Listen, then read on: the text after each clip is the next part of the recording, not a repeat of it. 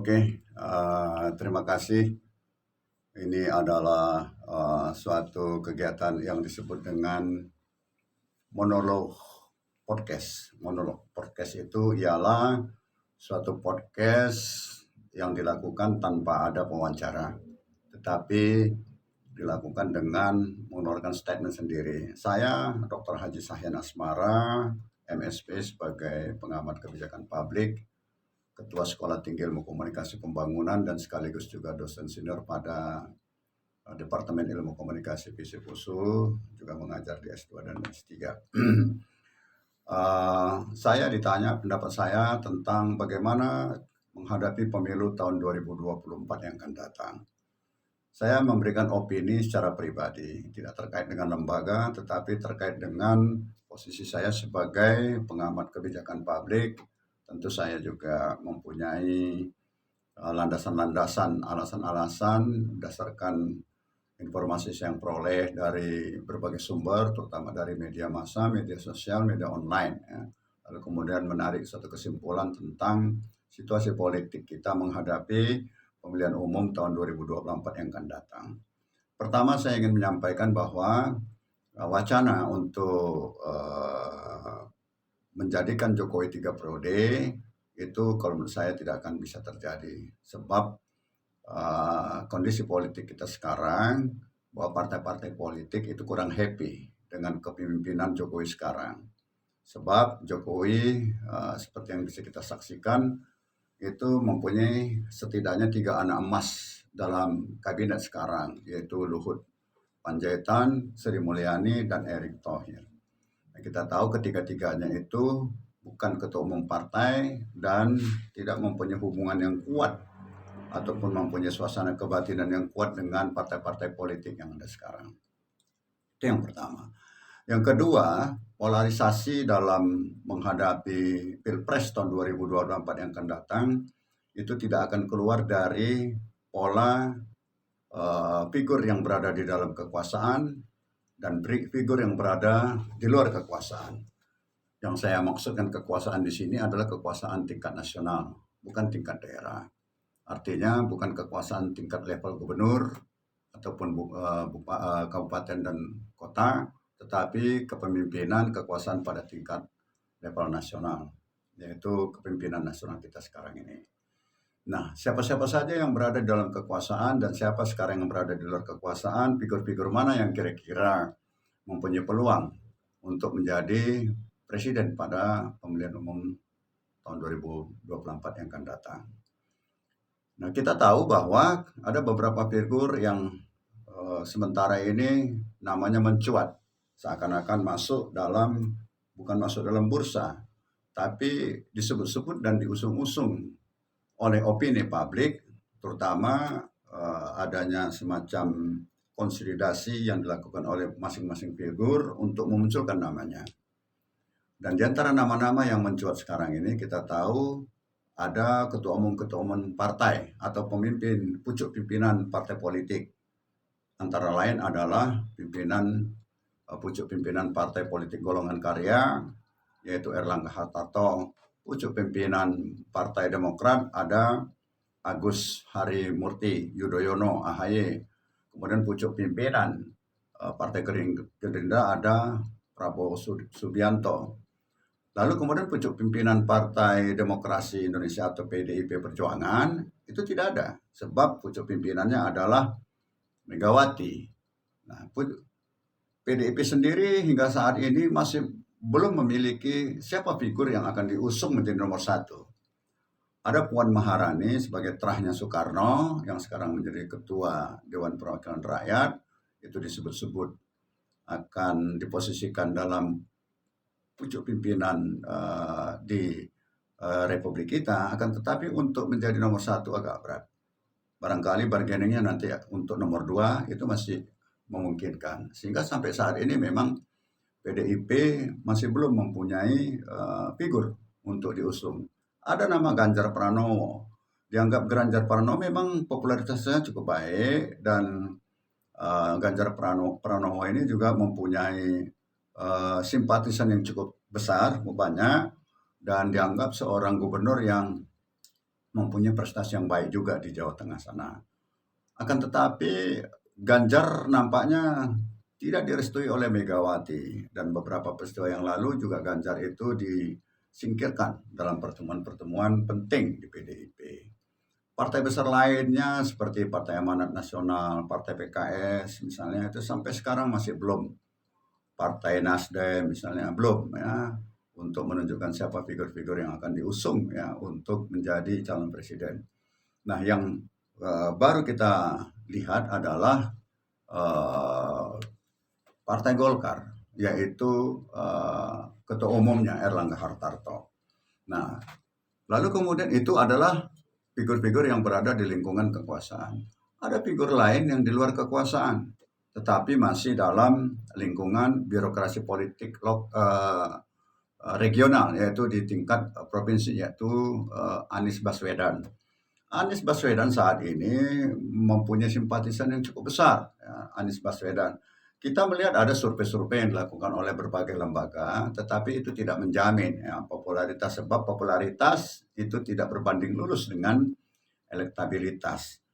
Nah, sekarang dua poros, yaitu poros kekuasaan dan poros di luar kekuasaan, inilah nanti yang akan muncul sebagai calon presiden. Pada akhirnya mengkerucut kepada dua kandidat saja, menurut saya ya. Walaupun mungkin ada poros lain ya, poros tengah, bisa saja itu dari Partai Gerindra misalnya atau dari Partai Amanat Nasional berkoalisi dengan yang lain. Tetapi yang jelas partai yang berada di dalam kekuasaan, yang saat ini berada di dalam kekuasaan, dan partai itu berada dalam kekuasaan adalah Partai Golongan Karya yang mempunyai peluang ya untuk mengusung calonnya untuk tampil, sebab modal sudah ada dan calonnya itu adalah Erlangga Hartarto. Nah, menurut saya Erlangga Hartarto jika betul-betul firm ingin tampil dalam kontestasi pemilihan presiden tahun 2024 yang akan datang, maka dari sekarang harus konsentrasi untuk mempersiapkan itu. Nah, untuk itu Erlangga Hartarto harus lepas dari ikatan-ikatan kabinet, ikatan-ikatan dengan Jokowi. Ya. Sebab apa? Apabila Erlangga Hartarto masih ya, menjadi menteri, dia terikat dengan kebijakan-kebijakan presiden, sehingga dia akan sulit melakukan manuver-manuver. Nah, oleh karena itu, supaya Erlangga Hartarto itu lebih independen dan posisinya betul-betul lebih strategis, sebab dalam iklim politik kita sekarang ini, kalau kita lihat, justru ketua umum partai itu kedudukannya lebih tinggi dari presiden.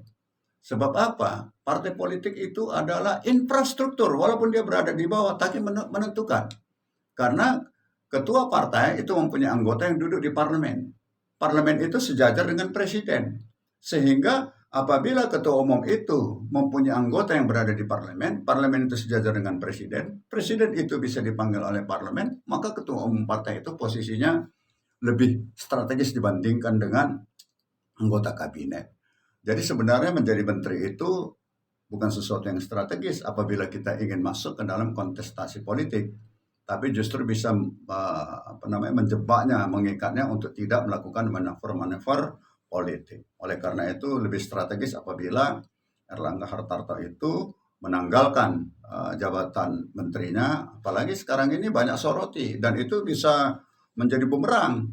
Sebab nanti kinerjanya akan dinilai, semakin banyak orang yang salah, semakin jelek reputasinya, dinilai semakin jelek prestasinya, dan itu akan berpengaruh kepada nilai pribadinya, sosoknya.